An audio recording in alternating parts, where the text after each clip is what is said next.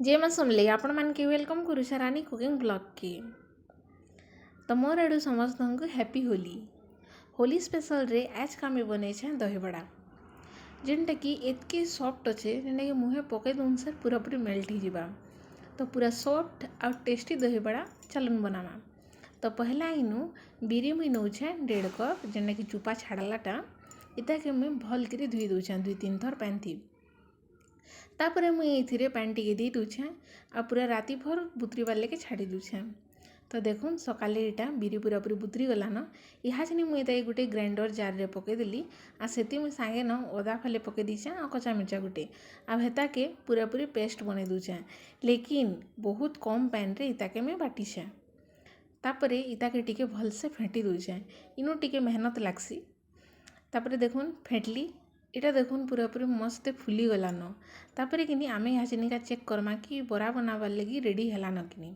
तो पहला मुई पेस्ट रू टिके नौचे आ कि पैन रे पकई दूचे। तो देखुन केन्ता उपलुचे पूरा पूरी। तो यहाँ चिनिका पूरा ही रेडी होगलान बरा बनाबार लगी। तो ये मुई पकई दूचे नून आ इताके टिके भलसे फेंटी दूचे। तापर मुई कढ़ई रे तेल गरम कली आ तापर कि बरा मान के छानी दूचे। लेकिन कि तेल के आमको बेसी गरम करवार नाइन टिके मीडियम गरम दरकार।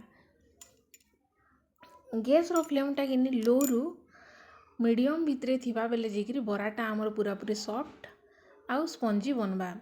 तो देखुन मुई उल्टे पुल्टे करी मस्त बरा के इटा छानी दूचे। बरा के आमको बेसी रेड कलर करवार नाइन एतकिरी हो गले आम इताके बाहर कर देमा। तो देखुन मुई बाहर कर देली न हेन्ता करी मुई मोर सबू बरा के पूरा छानी देली न। तो देखी पकोन बरा केन्ता पूरा सॉफ्ट होइछे जे पूरा रुआ बागिरी छे पूरा सॉफ्ट होइछे कि नहीं। तो चलो नेक्स्ट प्रोसेस करमा। इनु मुई बरा के पकई दूछे खुरी गुटे रे आ सेतिरे कि मुई दे दूछे पैन आ इता के टिके बुतरीबार लगी आमे छाड़ी देमा 10 ରୁ 15 मिनट तक इता के आमे छाड़मा बुतरीबार लगी। तब तक कि आमे नेक्स्ट प्रोसेस करूँ। इनु में नहीं दही से पकई दूछे नून आ टिके मिर्चा गुण आ इता के टिके भल करी फेंटी दूछे। तो देखो नहीं गला न यहाँ से मुझे दे दूछे पैन।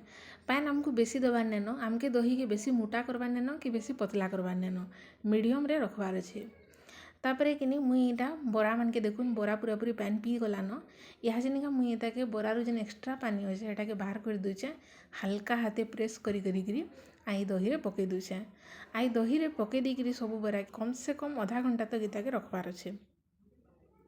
तो यहाँ मैं सब बरा कि पकईदेली आधा घंटा तक इताके छाड़ी देछे। तापर देखुन आधा घंटा पर बरा आमर पूरा पूरी रेडी हो गलान यहाँ चिनिका इताके आमे सर्व करमा। तो सर्व करवार लगी मुई बरा के गोटे प्लेट बाहर करदेली से पकईदेली मुई भाजला जीरा गुण मिर्चा गुण आउ मीठा तेतेल आउ गुड़ चटनी। तो तापर रेडी हो गला आमर टेस्टी टेस्टी दहीबड़ा। आपण मानक जदि वीडियोटा भल लगी लाइक शेयर सब्सक्राइब करबे।